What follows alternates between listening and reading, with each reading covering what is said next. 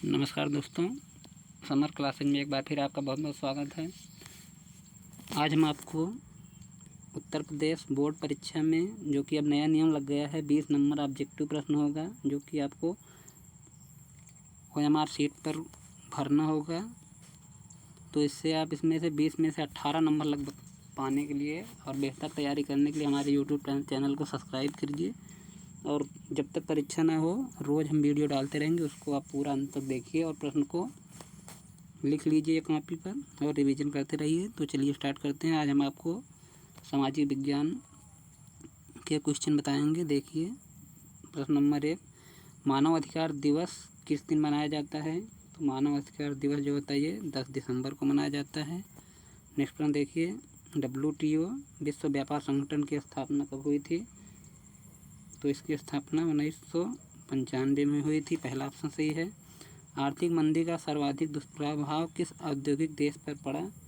तो इसका ऑप्शन अंतिम वाला घ सही होगा, अमेरिका। अगला प्रश्न 4, गेट GATE गेट की स्थापना कब हुई? तो इसकी स्थापना 1947 ईस्वी में हुई। अगला प्रश्न देखिएगा, प्रश्न नंबर 5, विश्व व्यापार संगठन, इसको शॉर्टकट में WTO कहते हैं, वर्ल्ड ट्रेड ऑर्गेनाइजेशन, की स्थापना कहाँ पर हुई? तो इसकी स्थापना जिनेवा में हुई थी। अगला प्रश्न, IMF और विश्व बैंक कब से औपचारिक रूप से कार्यारंभ किया? तो ये 1947 से काम करना शुरू किया IMF और विश्व बैंक। निम्नलिखित में से किन राष्ट्रों को मित्र राष्ट्रों में शामिल किया गया? तो इसका ऑप्शन ब्रिटेन, फ्रांस, रूस। ऑप्शन नंबर 2 सही होगा, ख ब्रिटेन, फ्रांस, रूस। अगला प्रश्न देखिए, संयुक्त राष्ट्र संघ की स्थापना कब हुई? संयुक्त राष्ट्र संघ की स्थापना 1945 में हुई। प्रथम विश्व युद्ध का प्रारंभ कब हुआ? तो प्रथम विश्व युद्ध का प्रारंभ 1914 में हुआ, जबकि अंत कब हुआ प्रथम विश्व युद्ध का? 1919 में। संयुक्त राष्ट्र संघ का मुख्यालय कहाँ पर स्थित है? तो इसका ऑप्शन सही होगा, न्यूयॉर्क में। अगला प्रश्न देखिए, प्रश्न नंबर 11। दोस्तों आगे एक दूसरा टॉपिक है इसमें सामाजिक विज्ञान में, कृषि, उससे संबंधित प्रश्न है। आगे देखिएगा, प्रश्न नंबर 1, निम्नलिखित में से कौन सी एक खरीफ की फसल है? खरीफ की फसल है, तो खरीफ की फसल क्या होती है? इसमें से धान है, जबकि ये तीनों रबी की फसल है, चना, गेहूँ, सरसों। दूसरा प्रश्न देखिएगा, भारत की कितनी जनसंख्या कृषि में लगी हुई है? तो भारत की लगभग 2/3 जनसंख्या जो है वो कृषि कार्यों में लगी हुई है, खेती बाड़ी के कार्य में। तीसरा प्रश्न देखिए, सुनहरा रेशा किसे कहते हैं? तो दोस्तों सुनहरा रेशा जूट को कहते हैं। अगला प्रश्न देखिएगा, प्रश्न नंबर 4, काली मिट्टी में उगाई जाने वाली फसल है? तो काली मिट्टी में कपास उगाया जाता है, जिसे हम रुई कहते हैं गाँव की भाषा में। रुई की फसल को कपास बोलते हैं। विश्व में चावल का दूसरा सबसे बड़ा उत्पादक देश है? तो अपना देश भारत जो है चावल का सबसे बड़ा उत्पादक देश है, जबकि पहला कौन सा है? पहला चाइना है। चाइना सबसे ज़्यादा चावल उगाता है, जबकि भारत दूसरा है। भारत में चाय का सर्वाधिक उत्पादन कौन सा राज्य करता है? तो इसका ऑप्शन होगा असम। निम्न में से कौन व्यापारिक फसल नहीं है? व्यापारिक फसल जिसको हम मतलब तुरंत ऐसे फसल को बेच देते हैं काटते वक्त तुरंत, तो इसमें ऑप्शन सही होगा बाजरा। बाकी ये तीनों कौन है? व्यापारिक फसल हैं, चाय, रबर, कॉफ़ी।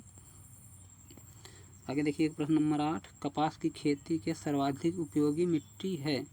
तो कपास के लिए सर्वाधिक काली मिट्टी उपयोगी होती है। कपास भारत में कहाँ पे होता है ज़्यादा?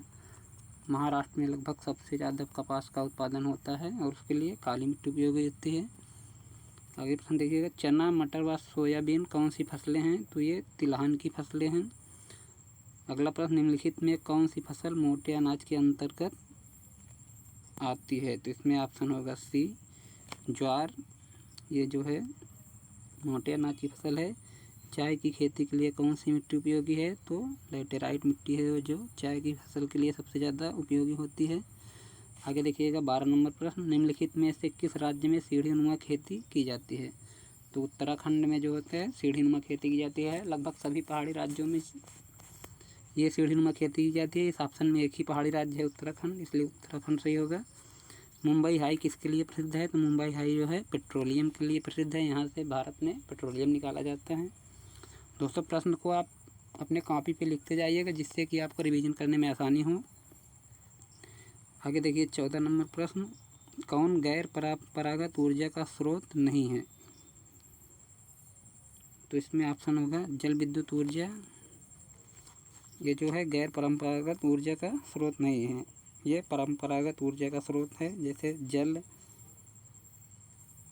कोयला, ये सब जो हैं एक निश्चित समय के बाद खत्म हो जाएंगे। अगला लास्ट प्रश्न देखिए, किस खनिज को काला सोना कहते हैं? तो कोयला को काला सोना कहा जाता है। दोस्तों वीडियो कैसा लगा आपको? अगर अच्छा लगे तो प्लीज़ लाइक और सब्सक्राइब करिए और चैनल सब्सक्राइब कर लीजिएगा जिससे कि आपको कल की वीडियो का नोटिफिकेशन सबसे पहले मिल जाए। और अपनी तैयारी आप बेहतर करिए, वीडियो को पूरा लास्ट तक देखिए। दोस्तों आपकी बार बोर्ड परीक्षा में आपको पता ही होगा 20 नंबर ऑब्जेक्टिव आएगा, जो ऐसे सेम प्रश्न आएंगे, प्रश्न रहेगा उसके 4 उत्तर रहेंगे। जो सही रहेगा दोस्तों उसको OMR पे काला करना रहेगा उस ऑप्शन को। तो वीडियो को प्लीज़ लाइक और सब्सक्राइब कर लीजिएगा चैनल को। धन्यवाद।